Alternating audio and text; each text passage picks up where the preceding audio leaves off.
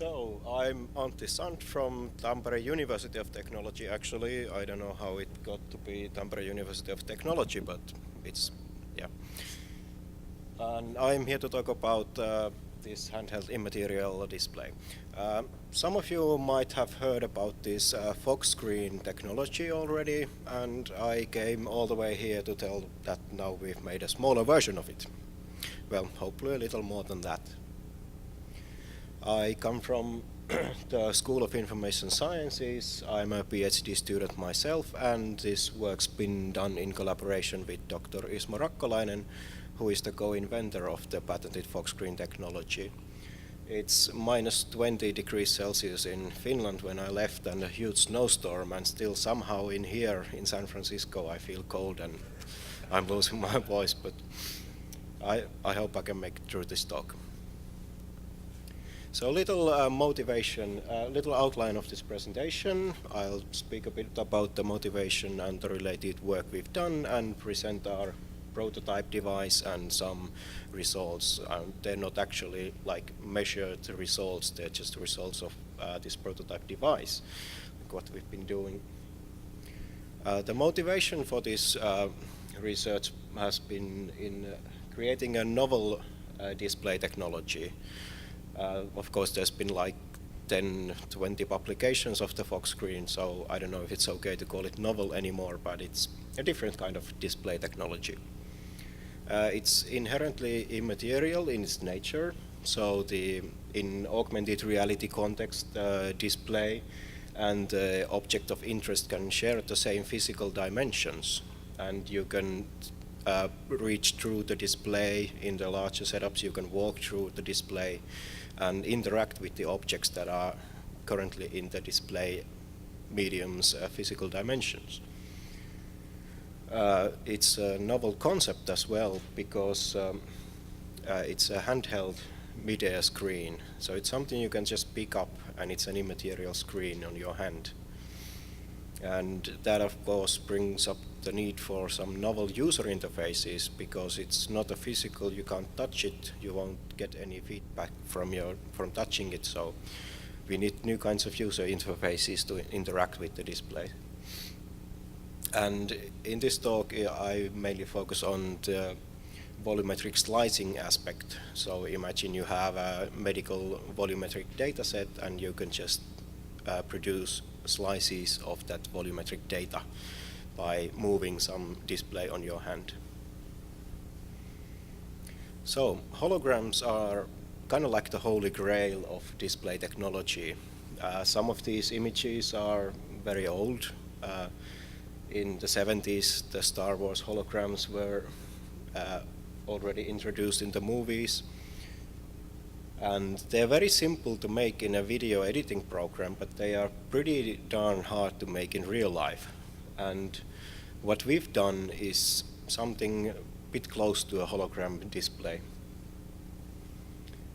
On some talk, the billionaire Elon Musk claimed that he can produce this sort of display used in the Iron Man movies. And we believe that we have the missing element for Musk's vision to create some, sorry, to create these displays that can be very complex and very large displays in mid-air. In related work, several kinds of volumetric displays of course exist, and usually they are created having some sort of rotating solid rotating screens or solid screens, but they have some drawbacks, like they do not allow for touch, and they do not allow you to put objects in the display area. So you're kind of separating the display on one place and the controls on another place, and there's a separation between the two. Also, various kinds of volumetric slicing displays exist that enable you to take these volumetric slices on a movable, diffuse plastic sheet, so you can move it around on your hand and see the volumetric slices. But these, however, may be a bit cumbersome to use, and they might harm the delicate physical objects when used for augmented reality scenarios. If you want to have the volumetric slicing next to the object you're getting the data set from, see, like a human heart on one hand and volumetric data of the CT scan on the display, you can't have them in the same physical space. And of course that once again separates the real objects from the augmented information. Related Fox screen work, we believe it's the optimal method to create these mid-air screens. They are large and they're intriguing. You can walk through them. They've been used in car shows where they've driven cars through them and fashion shows. I think there's some in Disneyland where you actually walk through. So it's a kind of an interesting display medium where you can actually, where you can walk through it and reach through it, and the display always remains there. In the University of California in Santa Barbara, there's been some collaboration with virtual reality fog screens. And here's a very crude and very do-it-yourself prototype of this handheld fog screen. So, so this is the whole flow unit, and it has an embedded Pico projector and a smartphone in it, and only the fog gets created in a separate container. So even though this is just an early prototype and it's very sort of large and cumbersome, it's still quite handheld and light at the same time.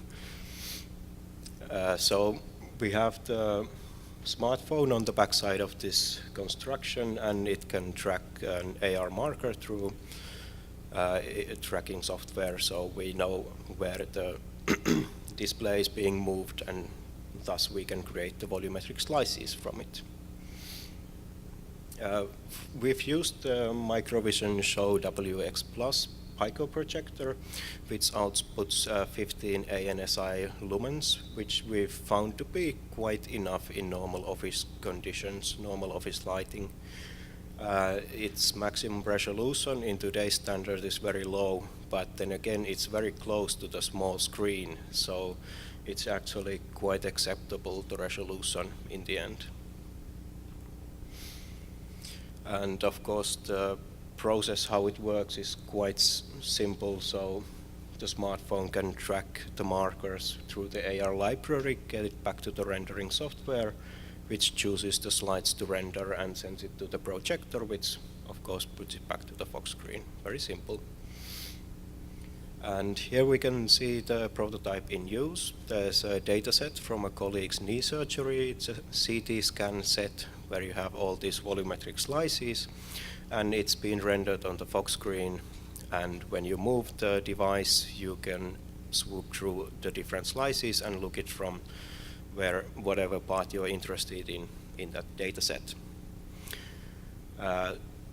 This has been taken with a camera, so the image quality on the screen doesn't actually represent the actual quality you get when you use it yourself. But even on this image, I think it shows quite bright. And a bit of physics behind it. Of course, the fog screen creates these tiny droplets of water, and the mice scattering is strongly directional. So when you have the Pico projector behind the layer of fog and you're on the other side, then the light coming from the projector is very much directional to your eyes. So the projector's hotspot is pretty much always facing directly to you, so you see a very bright and sharp, crisp image. As a result, we created a device that can render these mid-air volumetric slices in any orientation, rotation. You can put it upside down and upside and turn it around, and the fog screen stays pretty stable. So you can move it around at free will. And of course it's immaterial, so you can put your hand through it. You can put objects in it, like you want augmented reality information about a physical object. You can just put it inside the display medium and it just flows around it, and you can have the AR context right next to the actual object instead of separating the display and the object. And of course, because the fog is flowing, when you put something in it or take something out of it or put your hand through it, the display always fixes itself immediately, so you can just keep putting stuff out and it works. As for the future work, we've done some testing using gesture controllers, mainly the leap motion controller. We've tried with the Microsoft Kinect controller, but that doesn't really work on these light handheld devices because it's quite big. So the leap controller works better on a light setup. And with the Kinect, you kind of have to have it on the other side of the fog. And when it sends those infrared light, it gets mixed up in the fog, so the tracking can't be very good. But with the leap motion, you can have the tracker on your side of the screen so that there's no interference. And for the augmented reality context, we've fitted with an RFID reader. So if you want some augmented reality information about an object, you can use an RFID tag to make a very accurate recognition what the object is, instead of relying on like a computer vision to recognize what this particular object is. As for the discussions, the construction is still very crude and big, but it can be made much smaller and lighter and ergonomically and aesthetically more pleasing. Right now we're using a 3D printed construction to make it much smaller. And sensors and actuators can be included for interaction with the device. Of course, if it's running with a smartphone or a laptop PC, then audio feedback and speech commands, those are trivial to incorporate. And gesture controllers with the leap motion, we've tested that already, so it's easy to add these methods of controlling the device. However, the feedback is much more problematic because, of course, it's not a physical screen, so you don't get that normal haptic feedback of touching something. So perhaps we could introduce wearable actuators or some supersonic feedback, so you all actually know what you're touching and interacting with. So it's a proof of concept prototype. It's the first ultralight movable fog screen which allows for touch and objects can be placed in it. And we believe that this could be potential for some augmented reality scenarios where you can have multiple users touching it and interacting with it, and also it's an interesting way to look at volumetric data through slicing it with just moving it by your hand. So, thank you very much for your time, and if there are any questions or comments, then we certainly have the time.